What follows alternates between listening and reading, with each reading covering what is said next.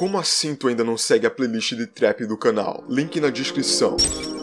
Eu acho que não teria um nome mais apropriado para esse álbum, My Beautiful Dark Twisted Fantasy, traduzindo ao pé da letra, Minha Linda Fantasia Sombria e Distorcida. Isso dá o nome a um álbum tão contraditório como o próprio Kanye West. E se isso é uma coincidência? Lógico que não. Esse álbum é descrito por quase todos os críticos musicais como o melhor álbum da década passada e um dos melhores de todos os tempos. E eu não tô falando somente de rap aqui, eu tô falando da música no geral, o que é um ponto a se notar. Como o Kanye West conseguiu a faceta de fazer um álbum tão perfeito que até os mesmos críticos e sites conhecido por darem notas baixas para os projetos dele, chamar esse projeto de perfeito. Twisted Fantasy é um álbum que surge do momento específico da carreira do Kanye, um momento de virada de chave para toda a indústria da música, em que todos se juntaram para odiar ele. Kanye West era o músico mais odiado, o mais mal falado pela mídia, que até o presidente dos Estados Unidos daquela época, que era o Barack Obama, estava chamando ele de otário ao vivo em rede nacional. O Kanye West estava sendo cancelado numa época onde esse termo nem existia e parecia que a carreira dele nunca ia voltar a ser o que foi. Em 3 de setembro de 2009, numa premiação do VMA, como outra qualquer, uma artista nova estava ganhando o prêmio de clipe feminino do ano. Essa artista era Taylor Swift, até o momento que o Kanye West sobe no palco e interrompe o discurso dela e diz que a Beyoncé tinha um dos melhores clipes de todos os tempos. O que vem depois disso é um dos maiores linchamentos midiáticos da história.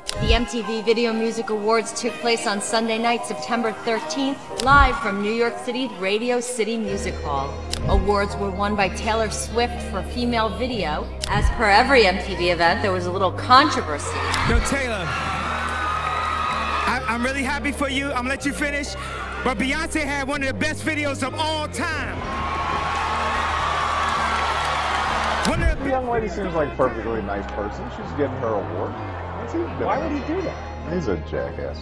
Just dealing with the fact that I hurt someone or took anything away, it was rude, period. And you know, I'd like to be able to apologize to her in person. Let me ask something. I was fortunate enough to meet your mom and talk with your mom a number of years ago. What do you think she would have said about this?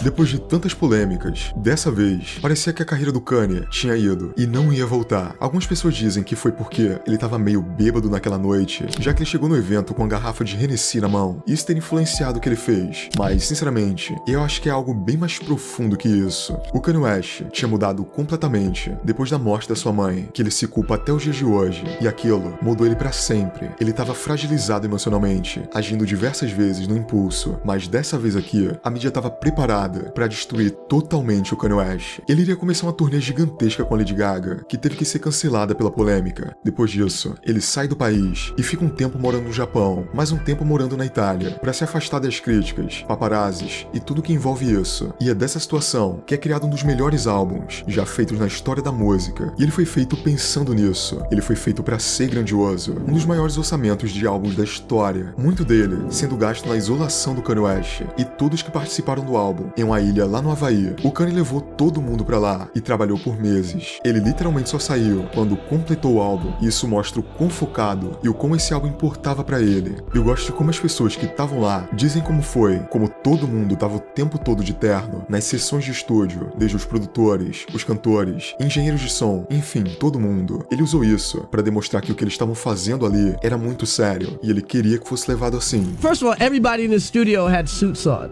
Everybody. You're kidding me. I'm serious. Yo, I thought he had like flown in a bunch of guys from like Europe or something, but like all the engineers and everybody was in like black suits and white shirts and black tie. Like he set up a mood. Right. Yeah. When you walked in there, you felt this mood. E isso aqui, pro Kanye, era sério no nível que ele queria fazer o álbum perfeito. Ele queria o melhor da música possível ali, no nível que ele achava que se esse álbum não fosse perfeito, a carreira dele poderia acabar pra sempre. I really put myself in a zone that I felt like my life was dependent on the success of this album. Então sim, Dark Fantasy nasce no meio de tudo isso, no meio da dor de perder a mãe, do coração quebrado de perder uma esposa, da mente completamente corroída de achar que tudo que ele construiu na música estava indo embora. My Beautiful Dark Twisted Fantasy nasce da dor, de como ele se sentia sobre sua própria vida, abordando assuntos como materialismo, vícios, fama, saúde mental, dinheiro, poder e etc. You might think you've peeped the scene. You haven't. The real one's far too mean. The watered down one, the one you know. Twisted fiction, sick addictions, but gather round, children, zip it, listen. Eu amo como esse álbum começa. A Nicki Minaj começa narrando uma história, como em livros antigos de contos de fada. Aqui, ela faz uma releitura do início da Cinderela, literalmente, só que bem mais sombrio, porque assim como nesses filmes, a gente está entrando num mundo de fantasia, mas logo a gente percebe que é uma fantasia totalmente distorcida e bem longe da beleza dos contos de fadas. Lembra que eu disse que um dos tópicos desse álbum é a fama? Então, ele é um dos principais aqui. A Nicki abre o álbum falando exatamente sobre isso, de como ele via a cena do rap e ser famoso era um grande sonho pra ele, algo glamuroso, que tem lados bons, mas que na verdade se tornou algo terrível na vida dele e quase destruiu ela.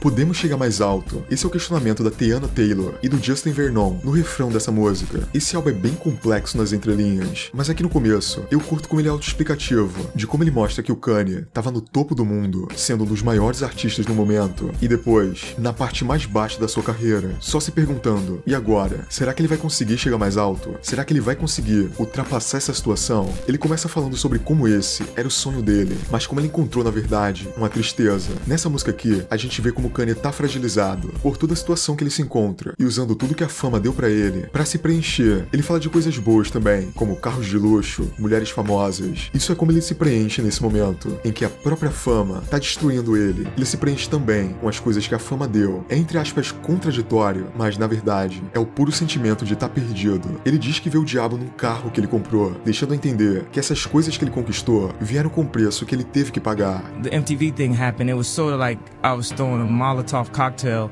at my career and just being like, okay, since my mom passed, I had never stopped.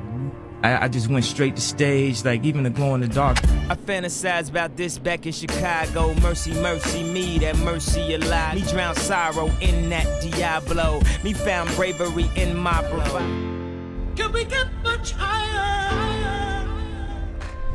Esse é o preço de ser um gênio, de ser tão maluco. Esse é o preço de ter esse poder. Não é à toa que o single do álbum, a música que foi lançada pra apresentar o que Dark Fantasy seria pra gente, se chama Power. A fama tem um preço. Como o Kanye fala na primeira faixa, não é as mil maravilhas que todo mundo pensa. Ele representa isso de forma visual no videoclipe de Power. O clipe foi feito pra ser uma pintura renascentista, que se move. Bem criativo, na verdade. O Kanye se coloca como superior ali, uma espécie de rei, totalmente rodeado por tudo que aquilo poderia dar pra ele. Dinheiro, fama, e todas as mulheres ao redor dele, e um colar nada pequeno serve pra mostrar isso. O videoclipe acaba com dois guerreiros indo simplesmente arrancar a cabeça do Kanye com espadas, mas ele termina bem antes disso acontecer. Porém, a capa do clipe deixa bem claro o que realmente aconteceu nesse final. Isso aqui é uma metáfora também sobre a fama. Ele sonhava com isso em Chicago, ainda quando vivia dentro da casa simples da mãe dele. Mas aqui, ele encontra a realidade nada bela, que destrói ele no final. Nos álbuns anteriores, tipo Graduation, College Dropout, o Kanye se colocava a todo momento como alguém que era protegido por Deus, e agora nesse álbum aqui ele diz que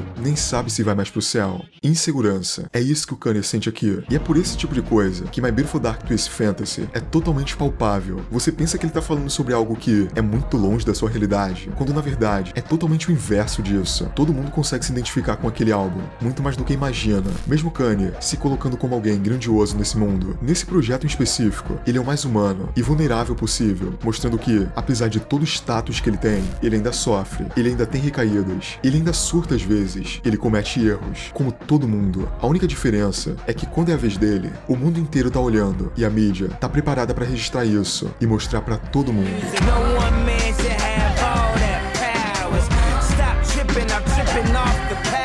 Essa música é grandiosa em tudo que se propõe, desde sua letra, clipe, significado, produção. E mano, a produção desse som é uma das coisas mais bonitas que eu já escutei na minha vida. Não à toa, o trabalho que foi colocado ali foi exatamente para que isso acontecesse. 5.000 horas, esse foi o total de tempo pra Power ser produzida. Não tinha como sair nada ali, além de perfeição. I started the album really January 1st, I got focused and was down in Hawaii just grinding every day. The song like Power took 5,000 hours, like literally 5,000 man hours to do this one record, and that's the amount of time I was putting into every song.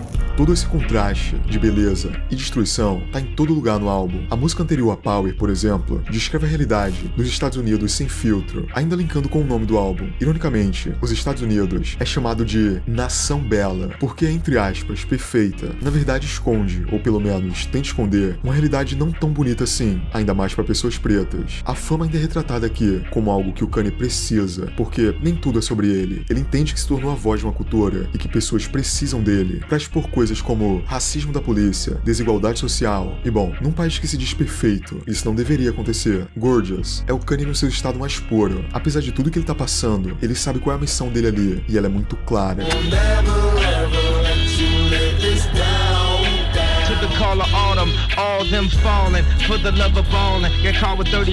First rule in this world, baby, don't pay attention to anything you see in the news.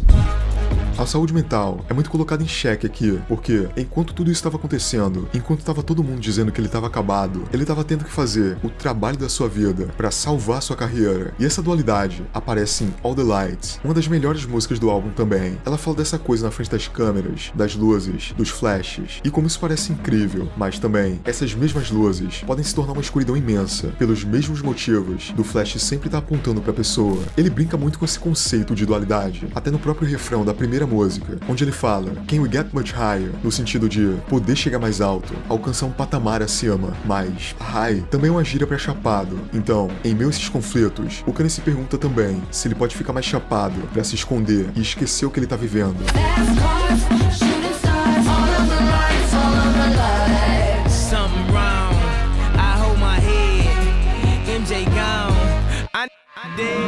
Esquecer de como, naquele momento, tudo que ele se sentia era um monstro, por causa do que a mídia falava sobre ele. Às vezes, até ele começou a acreditar nisso, por causa da queda nos vícios. Monster é um dos clássicos no álbum, e ela fala exatamente disso, tendo um dos melhores versos de várias pessoas que estão ali, principalmente da Nicki Minaj. O verso dela em Monster é um dos melhores que eu já escutei na vida, e o clipe é bem autoexplicativo, mostrando modelos mortos, e até mesmo o Kanye sendo perseguido por esses monstros, que assombram ele a todo tempo, mas também ele próprio se sentia um. Gossip, nigga, just stop it. Everybody knows I'm a motherfucking monster. Pull up in a monster automobile gangster with a bad bitch that came from Sri Lanka. I am headed home.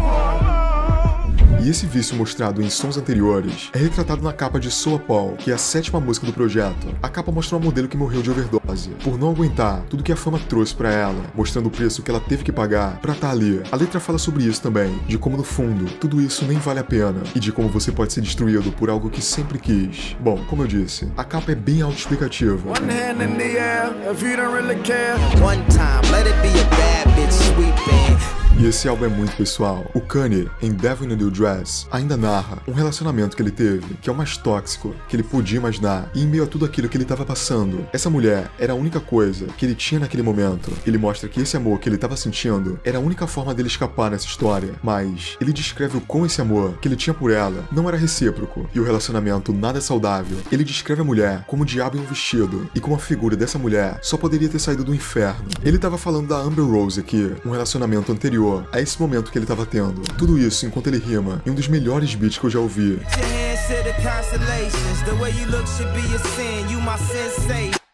E a partir desse momento, é o segundo ato do álbum, onde, como eu disse, ele fala muito desse amor e como isso, entre aspas, era a saída, digamos que a salvação dele pra tudo isso. O Kanye fica longos 9 minutos cantando sobre esse relacionamento em Runaway, e logo depois, a gente ouve isso. Soa como insanidade, são os mais puros sintetizadores para demonstrar como estava a mente do Kanye naquele momento. Ele até mesmo se questiona no som: você perdeu sua cabeça? Ele chega no fundo do poço e diz como ele não quer mais isso, ele não quer mais a fama, ele não quer mais esse relacionamento, ele só quer que tudo volte a ser como antes.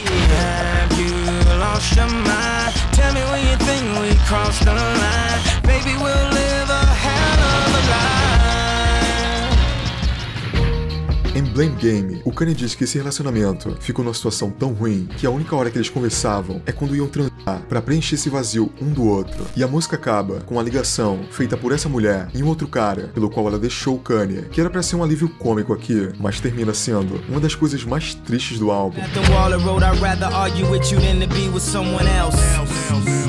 Till about 2 a.m. and I call back and I hang up and I start to blame myself. Let's call our names. I hate you.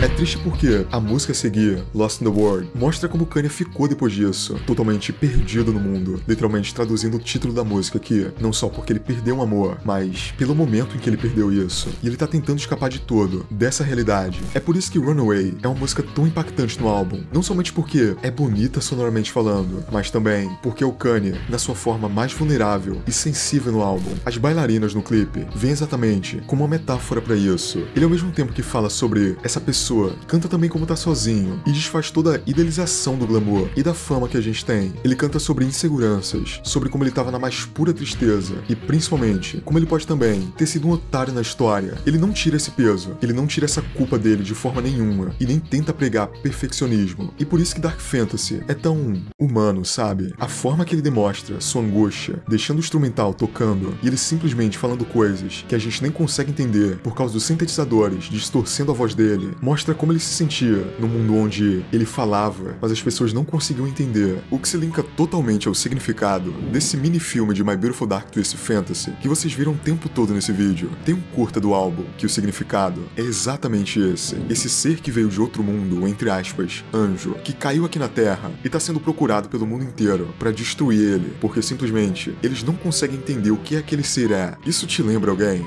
Exatamente. People say I'm a hypocrite, right? People say that, right? Some. Yes, I am. 100%. I'm a human being. I'm super hypocritical. I can feel something one time and completely a different way another time. Oh, no, I don't expect to be understood at all. Okay. But, like, I don't expect to be... I think that there's people who are wired by their parents to understand what I'm saying. Sure. And there's people who are wired by their parents to reject what I'm saying. But that doesn't mean that after I make what I'm saying, that they won't use it, because they will. And I'm just saying, I want to make things. I want to be able to make things. And I'm not going to be able to make things that I can call Kanye West.